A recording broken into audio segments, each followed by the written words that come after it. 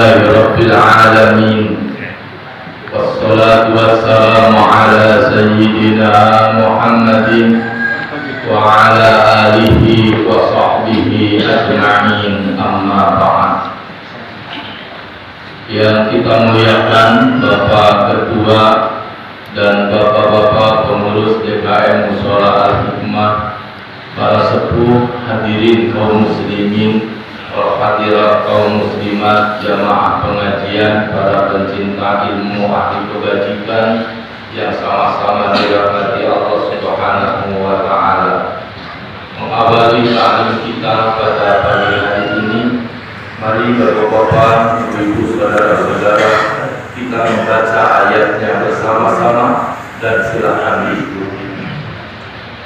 Bismillahirrahmanirrahim. Bismillahirrahmanirrahim. Subhana Maha suci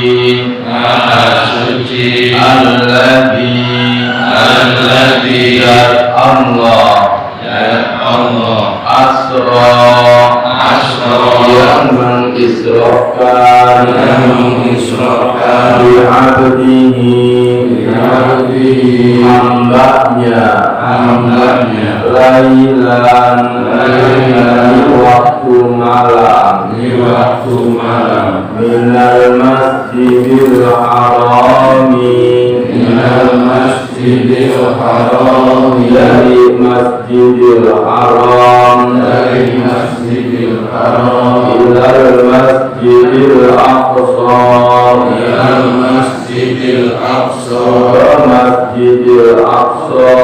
masjidil aqsa alladzi barakna yang kami berkahi Allahu sekelilingnya linuriyahu untuk kami perlihatkan kepadanya min ayatina sebahagian tanda-tanda kekuasaan kami. Innahu sesungguhnya Allah was-sami'u maha mendengar, al-basiru maha melihat. Peristiwa tentang Isra dan Mi'raj Rasulullah SAW, ayatnya diawali dengan kalimat subhana, dengan kata subhana. Artinya apa? Maha suci. Yang dipahami dari kalimat ini diawali dengan subhana, maha suci, artinya tidak akan ada kekuatan lain yang bisa melakukan itu. Maha suci artinya apa? Bersih, tidak ada. Maha suci dari persaingan. Tidak ada yang bisa nyaingin kekuasaan Allah mengisrokan Nabi dari Masjidil Haram ke Masjidil Aqsa, dari Masjidil Aqsa naik ke Sidratul Muntaha. Terus semua itu adalah hanya Allah yang berkuasa, hanya Allah yang bisa, hanya Allah yang mampu. Maka peristiwa itu diawali kalimatnya dengan subhan. Kemudian Allah asra bi'abdihi, maha suci dan Allah yang mengisrokan Nabi, yang mengisrokan Nabi Muhammad sallallahu alaihi wasallam. Allah yang mengisrokan Nabi, Allah yang mengisrokan Nabi. Jadi Nabi bukan isra dengan sendirinya. Maka peristiwa Isra Mi'raj ini bukan kekuatan Nabi, karena fi'ilnya itu, kata kerjanya asra, Allah yang mengisrokan, yang aktif itu Allah. Yang berkuasa untuk mengisrokan itu Allah. Nabi Muhammad SAW sebagai objeknya, sebagai maf'ul bihnya, Nabi diam aja. Seperti halnya bapak menggendong anak dari sini sampai Ciledug, gendong bayi dari sini sampai Ciledug. Terus kata saudara yang di Ciledug, lah ini bayi baru 6 bulan sudah nyampe ke Ciledug. Ya bukan bayinya yang jalan, bapaknya yang gendong. Kalau bayinya yang jalan dari sini sampai pasar Ciledug nggak bakal nyampe. Tapi bapaknya yang gendong itu bayi. Oleh karena itu Allah yang mengisrokan, Nabi mah diem aja. Kekuatan Allah Subhanahu wa Ta'ala. Masjidil Haram di Mekah, Masjidil Aqsa di Palestina, itu ditempuh hanya dalam waktu semalam juga tidak habis. Maka orang-orang saat itu, orang-orang jahiliyah nggak percaya. Kenapa tidak percaya? Dasarnya tidak percaya kepada kekuatan yang menjalankan Nabi, tidak percaya kepada Allah. Hanya apa? Hanya berkata berdasarkan akal, hanya berpikir, hanya ditimbang-timbang berdasarkan akal. Nggak masuk akal. Dari Mekah kemana? Dari Mekah ke Palestina ditempuh kalau naik unta tidak kurang dari 40 hari. Kok ini semalam ada? Nggak mungkin. Sehingga muncul nasihat, mani tasoma bi'aqlihi dhalla. Siapa orang yang hanya berpegang kepada akalnya, siapa orang yang berpegang hanya kepada akalnya, dhalla, maka ia akan sesat. Karena itu yang harus kita pegang bukan hanya akal, tapi juga ajaran dari Allah Subhanahu wa Ta'ala. Allah mengisrokan Nabi di waktu malam. Di waktu malam, maka namanya Isra karena terjadinya di waktu malam. Yakub, Nabi Yakub alaihi salam terkenal dengan Israil. Anak-anaknya disebut Bani Israil. Kenapa demikian? Salah satunya adalah karena Nabi Yakub alaihi salam bersama para putranya kalau bepergian lebih memilih pergi di waktu malam. Sehingga Nabi Yakub disebutnya Israil. Kalau pergi dia malam aja. Pergi kita bisnya bis malam. Malam aja dia kalau pergi. Kalau bapak-bapak juga suka ngayat keluyuran mulu malam-malam, jangan-jangan turunan Bani Israil.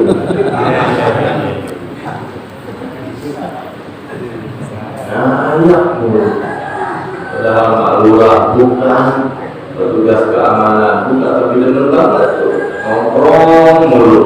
Gimana pulang jam 12, setengah 1 baru pulang.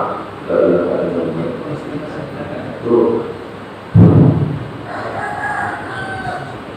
Peristiwa Isra Mi'raj ini terjadi pada tahun yang Nabi sedang banyak bersedih. Disebutnya Amul Huzni, tahun-tahun kesedihan, tahun yang banyak kesedihan. Kenapa demikian? Karena pada tahun itu Nabi ditinggal oleh 2 orang tokoh pendukungnya. Satu ditinggal wafat oleh Abu Thalib, yang kedua ditinggal wafat oleh istrinya Siti Khadijah. Sedih banget. Maka para ulama memahami diantaranya adalah bahwa peristiwa Isra Mi'raj ini salah satunya adalah memberikan hikmah, menggembirakan Nabi. Allah menggembirakan, mengurangi rasa duka Nabi dengan apa? Allah mengundang Nabi Muhammad SAW untuk berjalan-jalan, diajak jalan-jalan.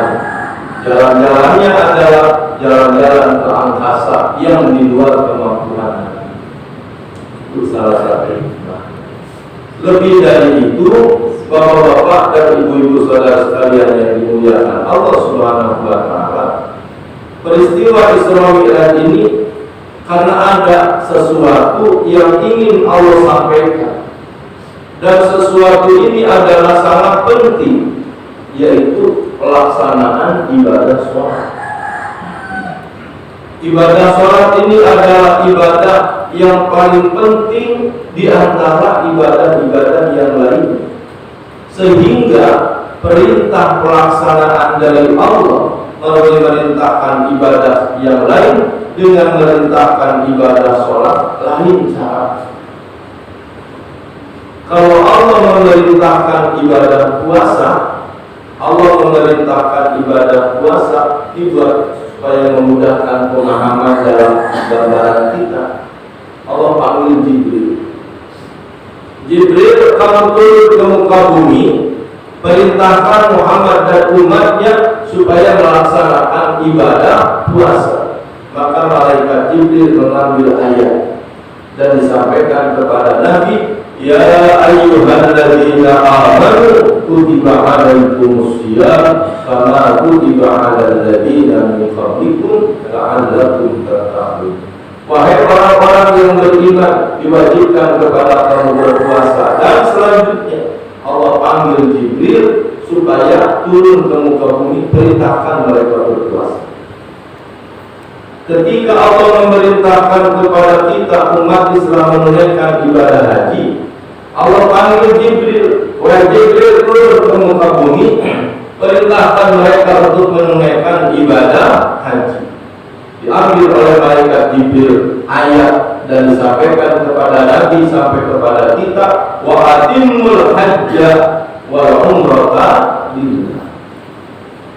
Ketika Allah memerintahkan zakat, Allah panggil Jibril, wahai Jibril turun ke muka bumi, perintahkan kepada Nabi Muhammad kekasihku dan umatnya supaya melaksanakan ibadah zakat. Khudh min amwalihim shadaqatan tutahhiruhum wa tuzakkihim biha. Tapi ketika Allah akan memerintahkan ibadah sholat, bukan wahai Jibril turun ke muka bumi perintahkan Muhammad supaya sholat, bukan begitu. Tapi perintahnya begini, wahai Jibril undang Muhammad suruh datang kemari. Undang Muhammad suruh datang kemari. Karena apa? Ini ada sesuatu yang penting.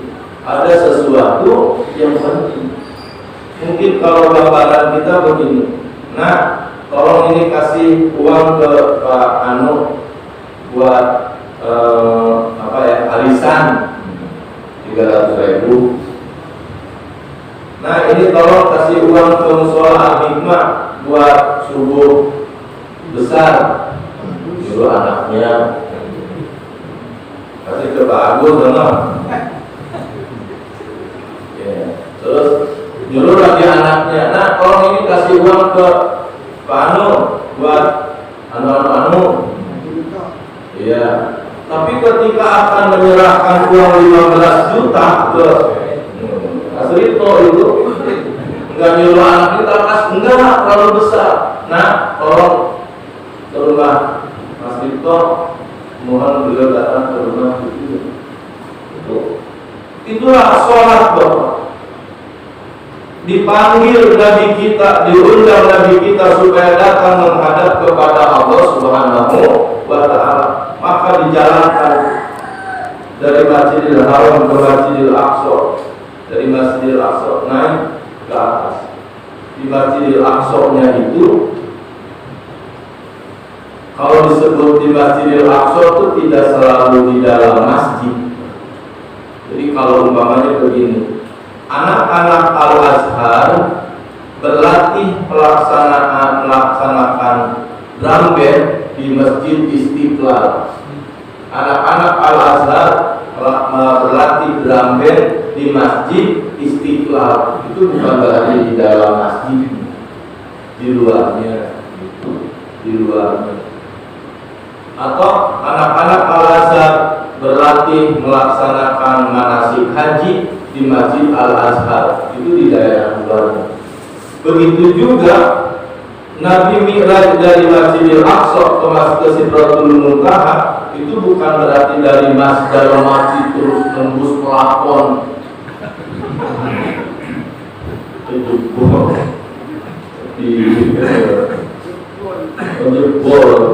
kan jebol lagi jebol kan kita kalau itu ngantuk kan labbaik Allahumma labbaik juga labbaik Allahumma labbaik mas yang jadi kalau D kok pernah itu aja innal hamda bukan hamda gitu innal hamda wa ni'mata ya udah alhamdulillah itu dari halaman Masjidil Aqsa.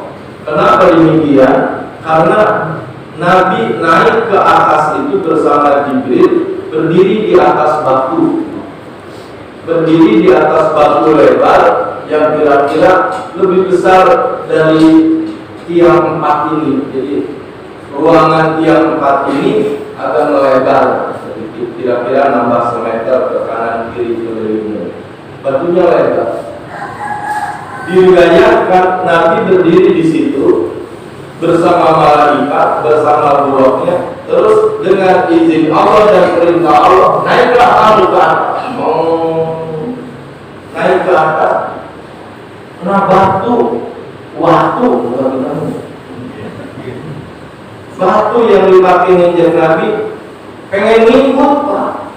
Jadi batu ngikut naik. Kira-kira udah sepelakon ini Pak. Jibril lihat, batu ngikut. Anda, dia kamu jangan ngikut. Maka batu berhenti. Maka ada namanya batu gantung. Batu ngambang dari bumi naik ke atas. Nggak bisa karena dilarang oleh Jibril turun lagi, nggak bisa. Maka nambang batu di Palestina itu. Nah kemudian zaman Umar bin Khattab menjadi khalifah, itu dibangun masjid. Dibangun di batu itu, dibikin batu itu adanya di tengah-tengahnya. Kemudian dibangun masjid yang kubah kuning, kubah sofro. Kalau Palestina itu ada yang masjid yang kubahnya kuning, itu dibangun oleh Umar bin Khattab, yang di dalamnya ada batu yang ngambang.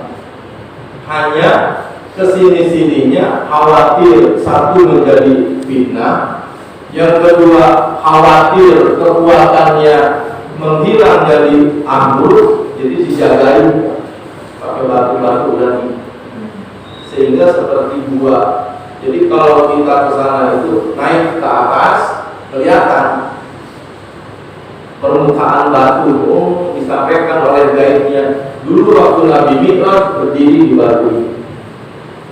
Lalu ayo silakan sholat turun ke bawah, kita sholat di bawah aman karena samping-sampingnya dijagain pakai batu lagi. Jadi sekarang begitu. Maka di Palestina ada 2 masjid, satu Masjidil Aqsa, yang kedua Masjid Umar.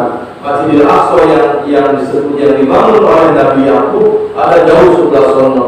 Kemudian yang batu tempat Mi'raj ada Masjid Umar, Kubatus Sofro yang kubahnya kuning itu. Pengennya besar ya. Cuma hati maka Masjidil Aqsa itu tidak terawat karena memang dikuasai oleh Yahudi, oleh Israel. Jadi ke atas naik terus sampai banyak oleh Allah diperlihatkan yang sering kita dengar. Ada orang guntingin lidahnya, macam-macam. Sampai kepada suatu tempat, satu alam yang wallahu a'lam, malaikat Jibril yang mengantar Nabi berhenti. Maka Nabi bertanya, wahai Jibril, kenapa kau berhenti? Malaikat Jibril menjawab, kami para malaikat hanya diizinkan sampai tempat ini. Terus bagaimana? Selanjutnya engkau yang kekasih Allah terus ke sana, berjalanlah ke sana. Maka Nabi Muhammad SAW menghadap kepada Allah Subhanahu Wa Taala tanpa didampingi oleh malaikat. Karena itu sudah tempat khusus. Ring satu ring satu, bukan satu ring. Subhanallah. Maka Nabi akan menghadap kepada Allah Subhanahu wa Ta'ala. Nabi mengucap salam. Kalau kita kan mengucap salam ke rumah orang, Assalamualaikum. Nah, Nabi mengucapkan salam kepada Allah Subhanahu wa Ta'ala. Saat itu Nabi mengucap at-tahiyyatul mubarakatus shalawatut thayyibatul lillah. Itu salamnya Nabi kepada Allah. Allah menjawab salam Nabi itu dengan kalimat apa? Assalamu alayka ayyuhan nabiyyu wa rahmatullahi wa barakatuh. Keselamatan bagi engkau wahai Nabi, keberkahan dari Allah dan juga rahmat dari Allah.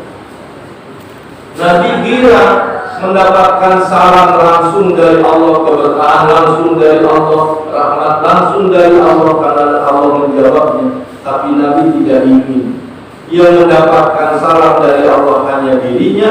Nabi tidak ingin yang mendapatkan keberkahan dari Allah hanya dirinya. Dan Nabi tidak ingin yang mendapatkan rahmat dari Allah hanya dirinya sendiri.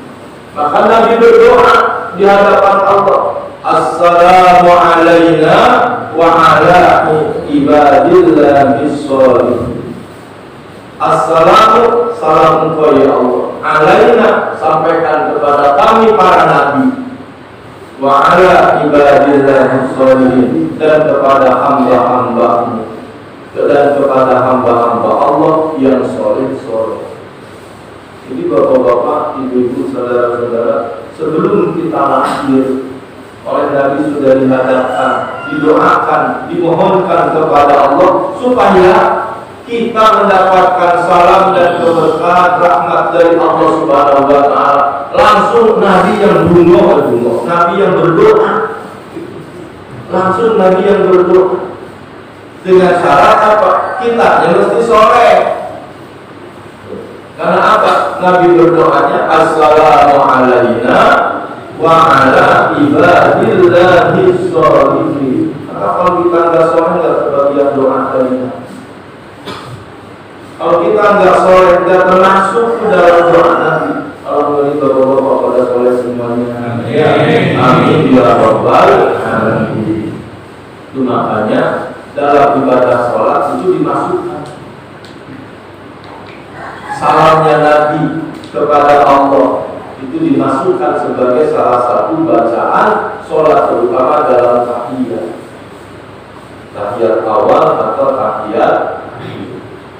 Nah, kemudian Rasulullah SAW mendapatkan perintah ini yang tidak diamanatkan, tidak dititipkan kepada Jibril untuk melaksanakan ibadah sholat. Ini adalah ibadah yang sangat istimewa. Sampai Nabi sabdakan, as-sholatu imaduddin. Sholat itu tiangnya agama. Agama yang ada pada diri kita, iman yang ada pada diri kita akan kuat apabila tiang-tiangnya kuat. Kalau tiangnya doyong, keimanan kita ngikut doyong. Kalau sholat kita doyong tuh jarang, maka iman kita jadi doyong. Kalau alhamdulillah tiang agama kita, iman kita, tiang dalam diri kita roboh, sholatnya roboh, dia bisa jadi imannya juga jadi roboh. Ini kekernya musola, ini karena tengah tiang tengahnya keker, tiang sampingnya kan samping ada kolom-kolomnya juga, cuma nggak kelihatan aja. Tapi tiang-tiang ini berjuang semuanya memperkuat musola, hanya mereka nggak mau tampil aja. Jadi emang kita juga bapak-bapak, saudara-saudara yang pada berjuang itu nggak mesti semuanya tampil. Ini aja buktinya, kan di dalamnya ada besi, ada split, yang pada bikin keker di musola. Tapi untuk tampil kata besi ngomong sama kusen, kamu aja yang tampil di depan. Kamu mah pantes, ya. Saya kalau saya mau besi lah, kata kusen, lah kan kencing yang duluan berjuang di sini, ada batu kali, ada apa, kata encingnya yang namanya batu kali besi, gua mau udah di dalam aja, gua mau kalau tampil jelek ngomong kagak bisa, tapi ntar kalau ada maki yang macam-macam bilang sama gua tuh. Kita juga jadi apa? Jadi jamaah ini di musola ini semuanya berjasa, semuanya berjuang, tapi enggak semuanya harus jadi pengurus. Kalau jamaah semua harus jadi pengurus, ya siapa yang diurus? Kalau semuanya jadi pengurus, lah siapa yang mau diurus? Jadi kalau ada acara juga enggak usah semuanya tampil pidato. Nggak usah semuanya tampil pidato, sampai ujung-ujungnya. Yang mau ceramah tinggal kebagian 15 menit lagi, ya udah.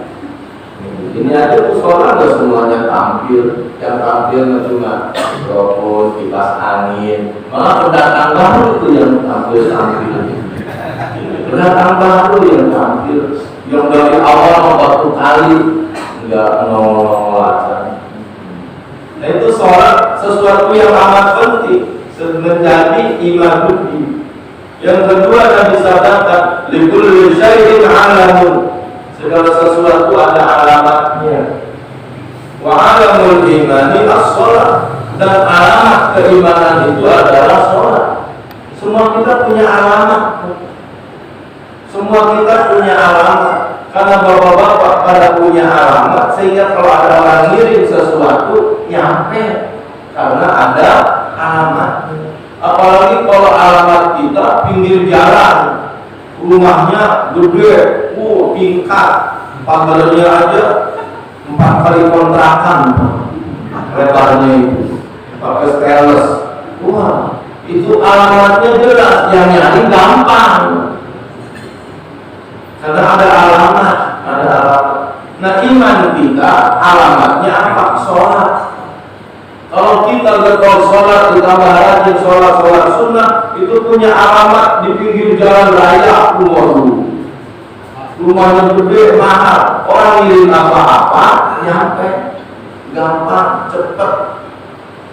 Tapi na'udzubillah, kalau kita nggak suka sholat, berarti kan nggak punya alamat. Jadi kayak ada ting-ting, alamatnya alamat palsu. Sehingga na'udzubillah, orang ngirim apa, kiriman itu kembali lagi kepada yang ngirim dengan tulisan apa? Alamat tidak ditemukan. Kembalikan. Bapak-bapak, itu setan tahu bahwa dengan sholat itu menjadi kendaraan menuju surga. Setan tahu bahwa dengan meninggalkan sholat itu akan terpeleset ke dalam neraka. Setan tahu. Dia tahu ngaji di mana nih. Dan dia suka ngikut dengerin. Kalau bapak-bapak ngaji di atas ini, mungkin setan di mana, di pojokan dengerin. Sehingga mengingat begitu pentingnya sholat, itu kalau datang waktu sholat nggak tanggung-tanggung, diperintahkan oleh iblis 5 setan untuk menghalangi kita sholat. 5 setan, maksud. Jadi bapak-bapak ini orang-orang tua bisa melaksanakan sholat subuh itu sudah mengalahkan 5 setan. Kalau nggak bisa ngalahin 5 setannya, nggak bakal sholat. Jangankan subuh, doa juga enggak. 5 setan, itu nggak kelihatan setannya. Kayak virus COVID, nggak kelihatan. Setan yang pertama menghalangi kita sholat itu, yang masuk ke harta. Setan menghalangi kita sholat, dia masuk ke harta. Apa harta? Bisa mobil, bisa motor, rumah, televisi, apa aja yang namanya kekayaan bisa. Itu kalau datang waktu sholat, setan itu masuk supaya kita apa? Repot ngurus harta, supaya kita terus ngurus harta, sehingga sholat ditinggal. Pulang kerja jam 5 istirahat, itu ini hujan memang, karena hujan ujung-ujungnya emang rajin tuh si om itu, rajin, Masya Allah. Kita nggak nyuci mobil, nyuci motor ke tukang steam aja dah. Beliau mah enggak. Udah jam 6 sore, karena mobilnya belepotan, dia pakai celana pendek, naik selang, nyuci mobil. Nyuci mobil jam 6 sore. Baru dapat spakbor depannya yang kiri aku, Allahu Akbar, Allahu Akbar. Berhenti nyuci mobil apa sholat maghrib? Terus nyuci mobil. Terus sampai orang pulang dari masjid masih nyuci mobil. Sampai sholat isya masih nyuci mobil. Itu kata setan, yes, berhasil. Iya, setan menghalangi orang dengan masuk ke dalam harta. Banyak sukses. Sukses banget setan. Masya Allah. Ada yang sampai dah sholat gara-gara dagangan, ada yang sampai dah sholat gara-gara bolongan, ada yang sampai dah sholat gara-gara masalahnya gara-gara komputer, gara-gara televisi. Banyak yang dah sholat isya gara-gara nonton TV Ikatan Cinta. Udah denger dibohongin. Kalau saya sampaikan yang ada di sinetron Ikatan Cinta itu semuanya bohong. Bohong. Yang kata dia ini suami istri, bohong, bukan suami istri. Orang istrinya ada di rumah. Nah, kalau setan yang pertama menghalangi kita sholat dengan masuk ke dalam harta tidak berhasil, apa kemana? Udah dulu lah, sholat dulu, terusin banda, nggak ada selesai. Lalu datang setan yang kedua, awas giliran gua, lu udah berhasil, enggak ada, malah ditinggal bandanya, hartanya. Udah kalian buat setan yang kedua masuk. Setan yang kedua menghalangi kita sholat, masuk ke orang. Orangnya siapa? Siapa aja yang datang ke situ. Pas udah azan mau sholat itu, Assalamualaikum. Ada teman dari Bekasi. Teman dari, ya Allah, rentek baru, iya. Jam berapa dari sono jam 10 macet, katanya. Ya Allah, ngopi teman kuliah dulu Pak. Ngopi. Ngopi mana bawa duit lagi dia buat kita. Ini proyek yang dulu itu baru berhasil, sekarang ini bagian ente nih 35 juta. Alhamdulillah. Kata itu udah ngobrol terus Pak. Sampai kagak sholat duhur itu. Goro-goro kamu. Kata setan, yes. Kata yang lain, setan gimana? Udah berhasil dia kagak sholat tuh.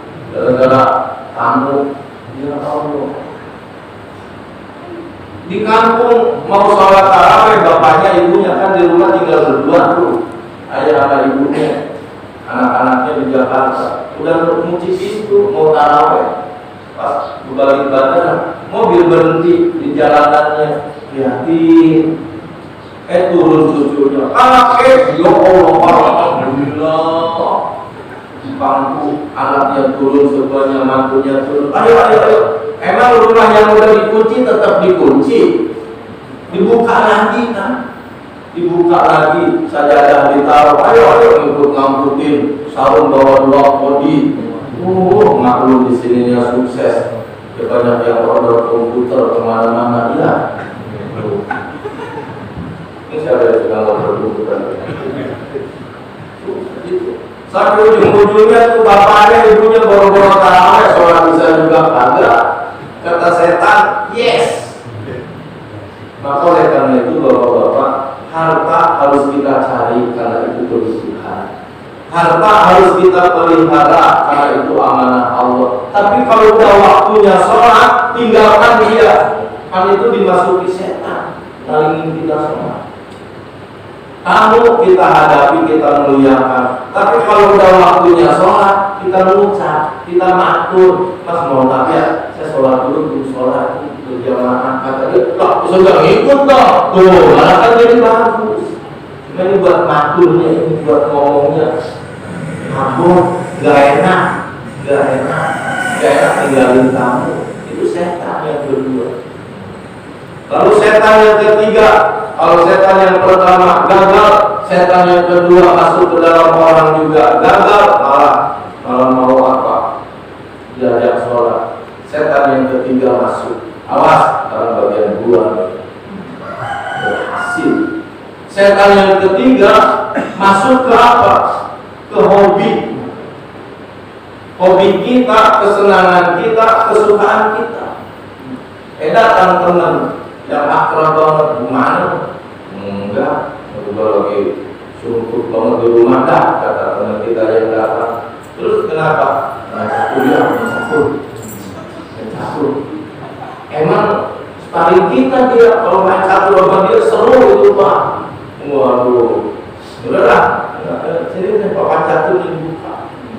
Asal itu bapak main catur berjam-jam, sampai kopi nambah. Subhanallah, sampai enggak sholat gara-gara main catur. Setan masuk ke hobi. Ada enggak bapak dalam kenyataannya? Ya, banyak. Itu hati-hati itu.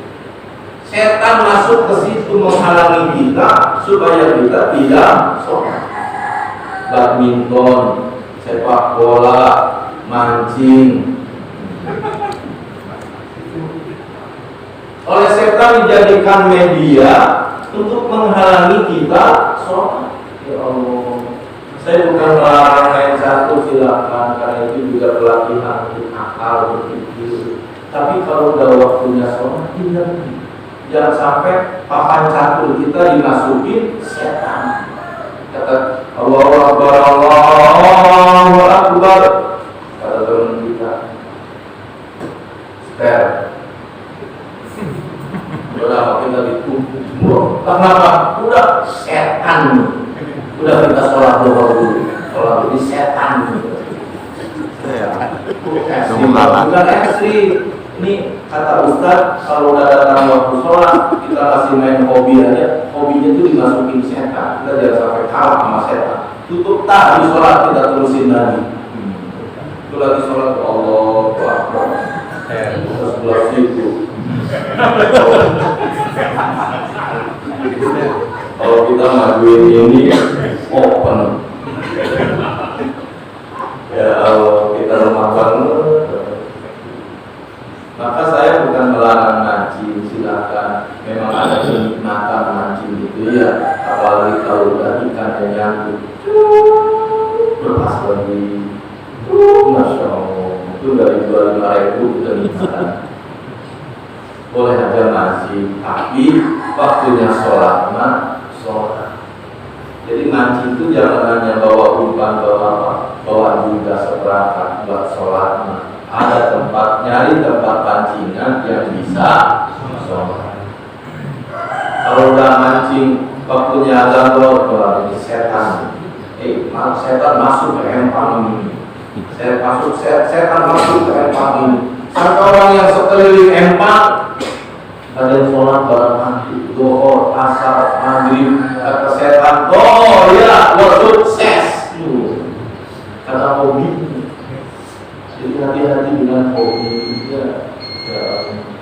Kemudian kalau dengan setan yang pertama masuk ke harta dan berhasil, setan yang kedua masuk ke orang enggak berhasil, setan yang ketiga masuk ke hobi malah ditinggal juga, ada setan yang keempat datang masuk ke dalam musibah.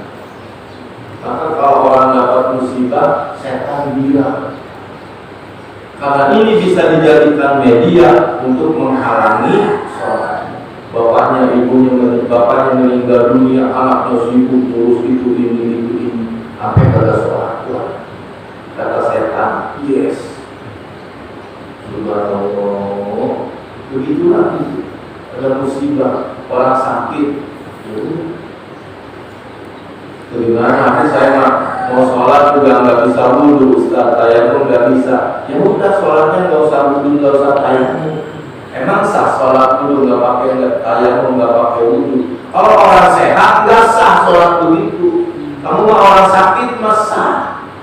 Jangan memberikan ketentuan hukum kepada orang sakit disamakan dengan orang sehat. Jangan memperlakukan orang sakit seperti memperlakukan orang sehat. Bapak nuntun istri yang cantik, kemudian nuntun orang tua yang sakit, jangan disamain, Pak. Nuntun orang tua yang sakit disamain dengan nuntun istri yang cantik, jangan disamain. Dia mah sakit pelan. Ustaz, gimana saya mau sholat lagi sakit, orang tempat tidurnya aja menghadapnya. Kalau anu ke utara, anu ke selatan, masa sholat menghadap ke utara ke selatan? Sholat menghadap ke utara atau ke selatan? Memang sah. Kalau buat orang normal nggak sah sholat menghadap ke utara ke selatan. Tapi buat orang emergency seperti Anda sah. Orang pulang haji ada di pesawat sholat pada menghadap ngetan.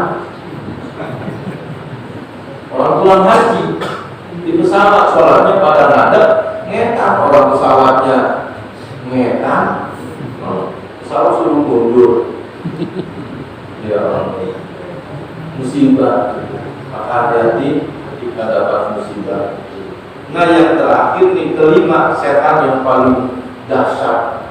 Ketika setan pertama, kedua, ketiga, keempat gagal, setan yang kelima, awas, bagian gua dah. Waduh, itu yang nggak tanggung-tanggung. Karena ini kalau main tinju mah udah ronde terakhir. Permainan tinju itu umpamanya 8 ronde. Di ronde pertama si A tuh nilainya kalah. Ronde kedua nilainya kalah. Ronde ketiga nilainya kalah. 4, 5, 6, 7 semua ronde nilainya kalah. Kata pelatihnya, semua ronde kamu nilainya kalah, tapi tetap masih ada kesempatan menang. Bagaimana caranya? Bikin dia KO, bikin lawan kamu KO. Waduh, itu tinggal harapannya satu. Kalau di ronde ke-8 dia bisa bikin KO musuhnya, akan dia menang. Walaupun nilai-nilai sebelumnya belum, ujung-ujungnya musuhnya ada rengat, dia masuk uppercut dari kiri. Kena haknya, karena uppercut itu dari bawah. Kena haknya, KO, wah jadi menang. Walaupun nilai-nilainya setan juga begitu. Setan pertama kalah, kedua kalah, ketiga kalah, keempat kalah. Awas satu lagi, setan masuk ke pikiran kita. Kalau setan sudah masuk ke pikiran kita, maka pikiran ini kagak ada kepikiran sholat. Gila, gak ada program sholat, gak ada niat sholat. Kenapa demikian? Setan sudah menghapus program sholat dari pikiran. Hapus. Jadi kalau kita lihat kenapa itu orang gak sholat, emang lagi repot ngurusin harta? Enggak. Emang lagi banyak tamu? Enggak. Emang lagi ngerjain hobi? Enggak. Emang lagi dapat musibah? Enggak. Emang kenapa enggak sholat? Enggak kepikiran. Blank. Enggak kepikiran. Agak benar. Cuma karena di sini enggak ada programnya. Gila, ya Allah. Dengan sangat prihatin saya sampaikan, setan yang kelima ini banyak berhasil. Nggak ngapa-ngapain, kerja udah berhenti, suruh berhenti ke istirahat, udah istirahat. Banyak tamu enggak, sakit enggak, tapi sholat doa enggak, tidur aja di atas kantong semen. Kenapa itu? Kenapa bisa terjadi begitu? Sampai jangankan jauh ke masjid, itu kan ini mah ilustrasi aja, ilustrasi. Supir diajak oleh ayo berangkat siapa? Terus kata, ayo keluar dulu lah. Itu bosnya sholat doa, dia ada mangga mungkin. Kenapa demikian? Di otaknya, di pikiran kita. Dan terakhir saya sampaikan, kehidupan kita ini ibarat kebun. Kehidupan kita ini ibarat kebun. Benihnya itu pikiran. Benih yang akan tumbuh dalam kebun kehidupan kita itu adalah pikiran. Kalau pikiran kita baik, maka akan tumbuh kebaikan. Kalau dalam pikiran kita ada sholat, maka seapapun juga kita akan menumbuhkan sholat.